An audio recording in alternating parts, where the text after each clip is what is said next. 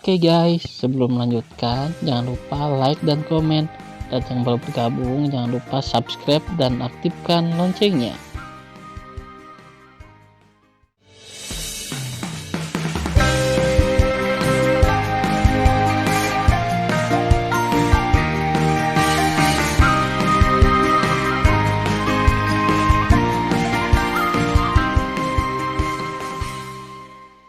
Episode 25. Melanjutkan cerita sebelumnya.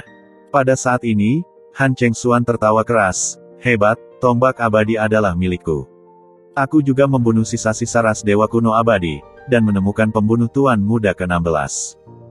Selama aku memberikan tombak abadi kepada Master Sekte, aku pasti akan membuat kemajuan di Sekte Dongsu.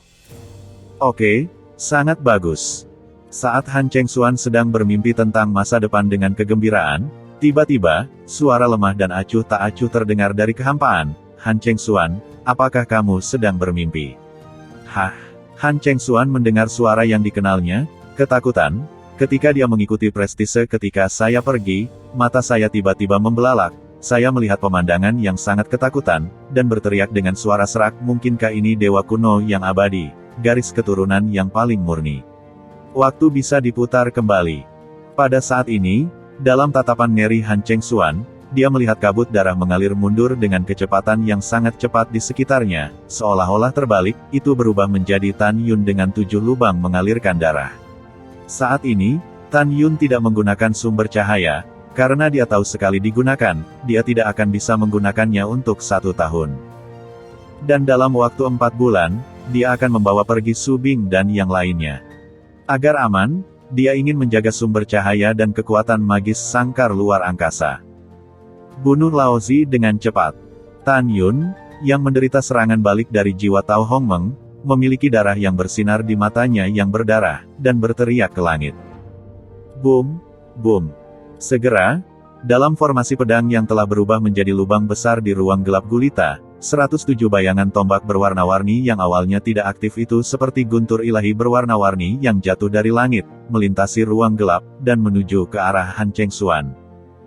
Tidak. Tolong. Mata Han Chengxuan melebar, matanya yang berlumpur mengungkapkan warna kompleks sebelum dia meninggal. Di matanya, ada ketakutan dan keengganan, ada juga keputusasaan. Dia tidak menyangka bahwa Tan Yun bukan hanya dewa kuno yang abadi, tetapi juga keberadaan keturunan dewa kuno yang paling abadi, dan dia dapat menampilkan kekuatan supernatural untuk memutar balik waktu. Aku tidak terima, tetua ini tidak berdamai. Jelas aku membunuhnya, aku menyalahkan dunia sialan, mengapa Protos kuno yang abadi membiarkan Protos abadi menantang surga? Kenapa?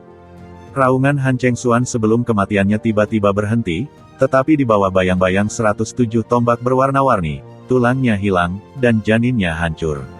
Berdengung. Pada saat ini, sisa terakhir dari cahaya pedang bintang 7 yang padam sebelum akhirnya menyapu ke tepi seluruh formasi pedang. Ketika kehampaan bergetar hebat, seluruh susunan pedang Hongmeng Tu membengkak, dan meledak menjadi kehancuran dalam ekspansi. Pada saat ini, Tan Yun, yang sedang runtuh, dengan cepat mengambil tombak ajaib warna-warni dan 11 pedang magis Hongmeng ke dalam pikirannya, dan mengorbankan pedang Tao terbaik Cheng Kun.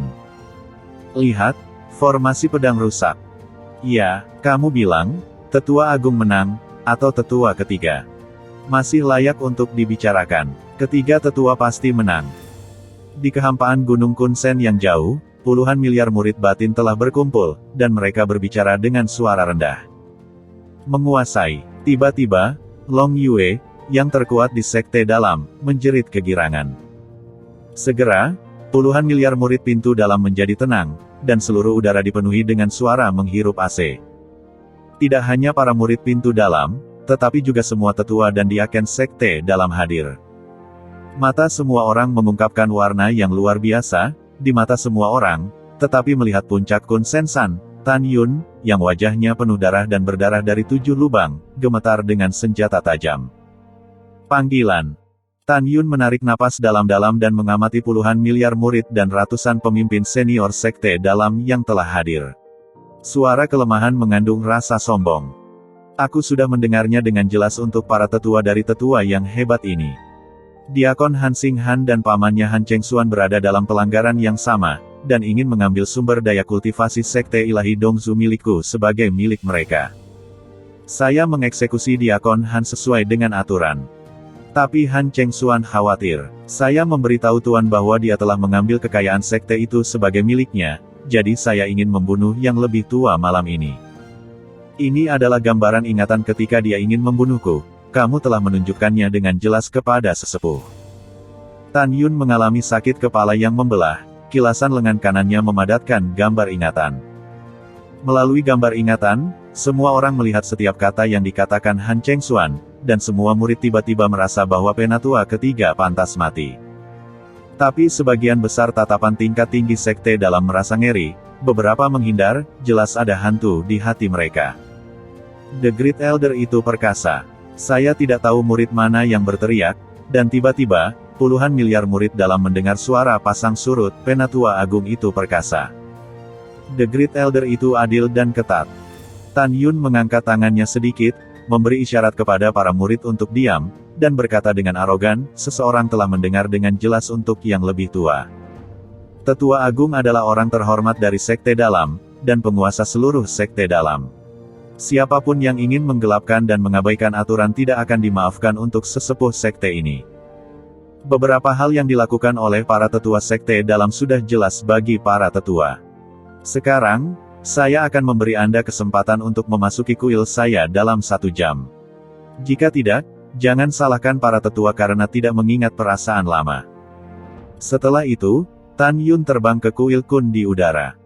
Pada saat ini, 5 tetua di kerumunan, Sanse, melihat kembali ke para murid, berkata, semuanya hilang, apa yang kamu lakukan di sini? Ini 5 tetua. Setelah puluhan miliar murid menanggapi, mereka menghilang tanpa jejak, hanya menyisakan 560 penatua dan Diaken termasuk 5 penatua. Di antara 560 orang ini, kecuali 4 tetua, yang lainnya adalah anjing lari dari ketiga tetua. Hah, penatua keempat mendengus ke tingkat tinggi sebelum menghilang di malam hari. Tetua kelima, apa yang harus kita lakukan sekarang? Seorang Diaken berkata dengan gemetar, para bawahan curiga bahwa tetua agung tidak pengecut, tetapi sabar. Sampai hari ini, membunuh 3 tetua dalam 1 gerakan. Ada juga sesepuh agung, yang pasti tahu apa yang telah kita lakukan sebelumnya.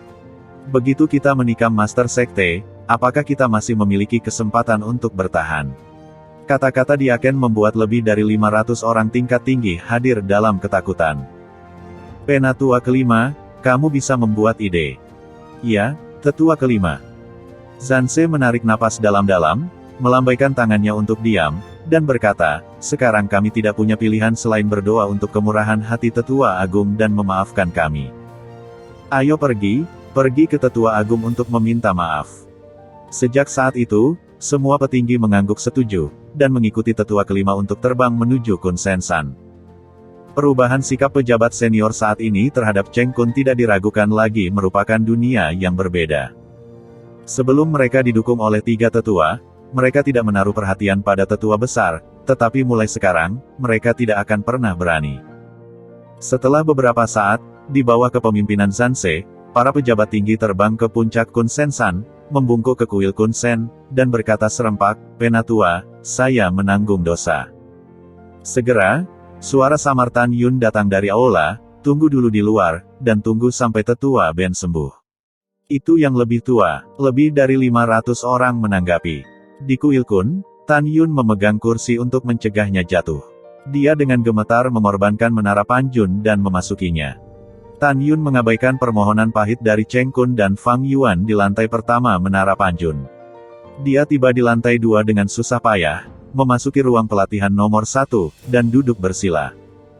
Di luar waktu, setelah 1 jam, malam menunjukkan tanda-tanda memudar, dan Tan Yun melangkah keluar dari menara ruang dan waktu dengan senyuman seperti angin musim semi.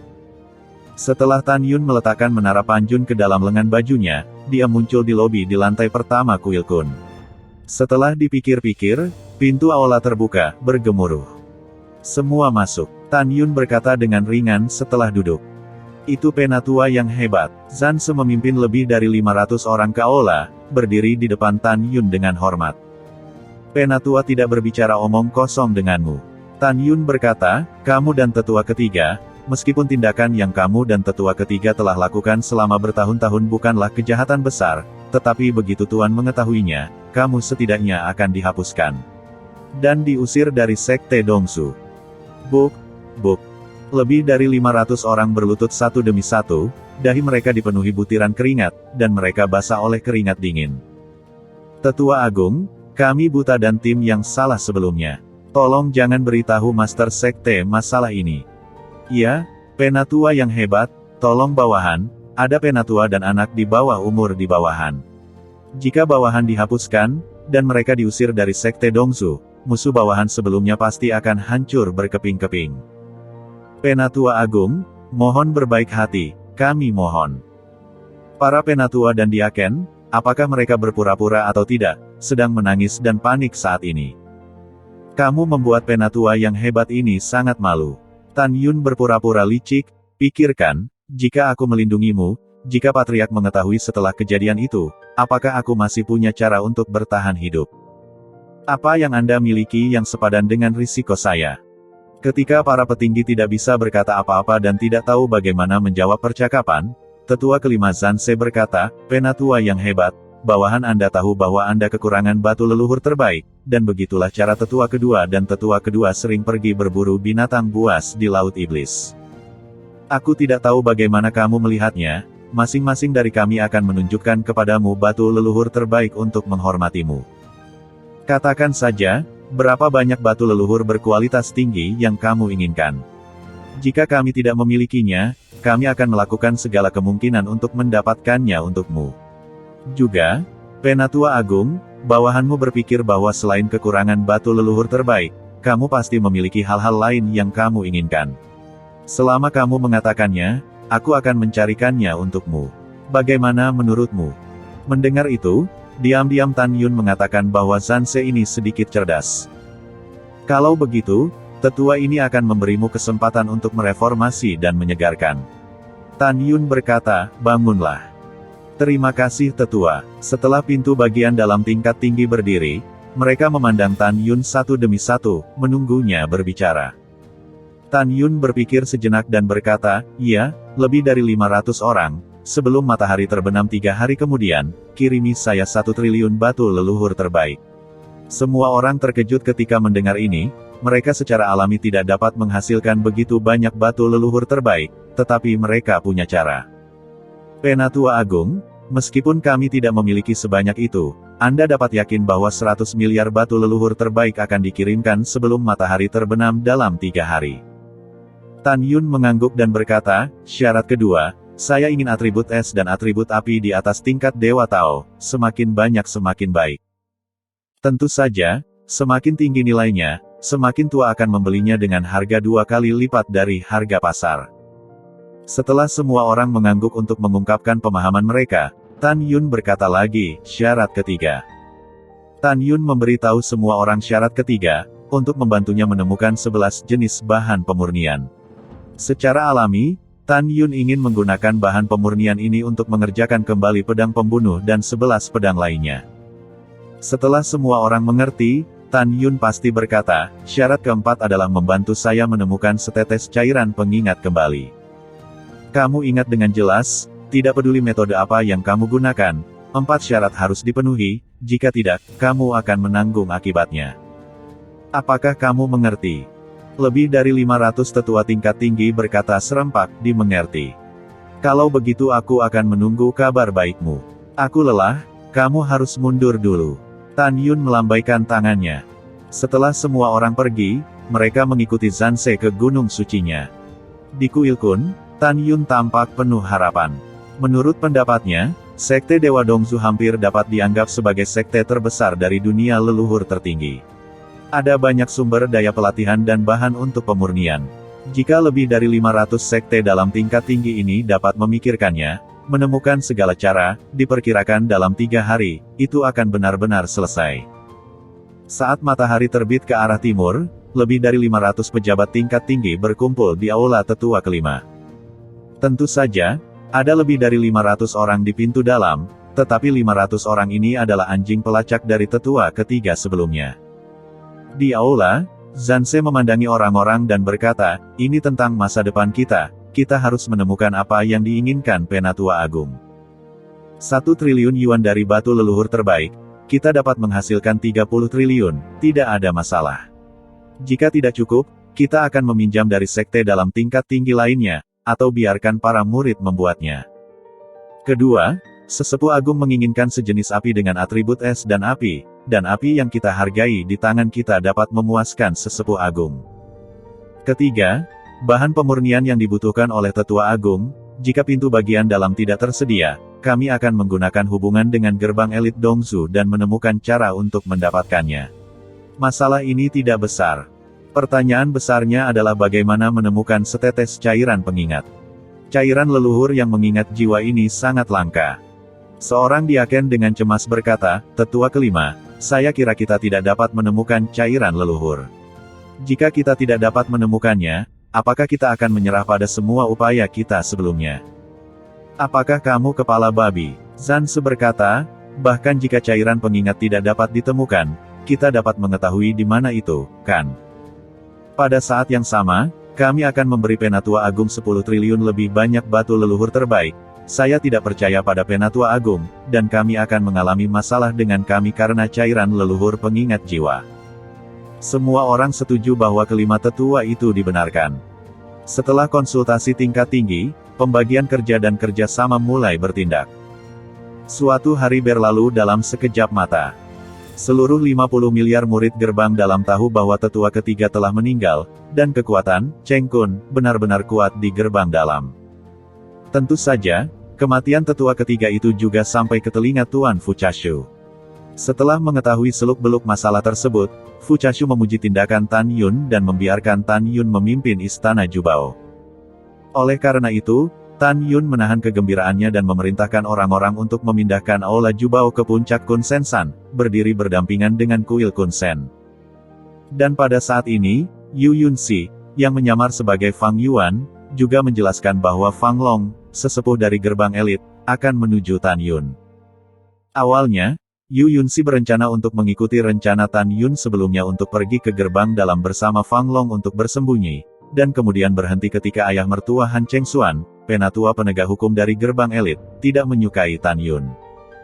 Namun, dia mengetahui bahwa Tan Yun tidak hanya membunuh Han Chengxuan, tetapi juga dinilai oleh sekte tersebut dan diperintahkan untuk mengambil alih Istana Jubao, dan dia tahu bahwa elit penegak hukum tidak berani bertindak gegabah. Melalui kejadian ini, sikap Fang Long terhadap Cheng Kun benar-benar berbeda dari sebelumnya. Dia mengambil inisiatif untuk memimpin Yu Yunxi ke tetua penegak hukum elit dan memperingatkannya untuk tidak mengejar ide Cheng Kun. Beberapa jam kemudian, malam semakin larut, dan di kuil Dingshan dan kuil Dingding. Patriark tidak baik. Suara ketakutan dari jeritan tua menembus langit malam, tapi itu adalah tetua yang bertanggung jawab untuk menjaga kuil kehidupan, Xiang Yu, terbang dengan tergesa-gesa keluar Wending Hall. Masuk di aula, Fuchashu, yang memikirkan kematian putra ke-16 sebelum menemukan pembunuhnya, berkata dengan tidak senang.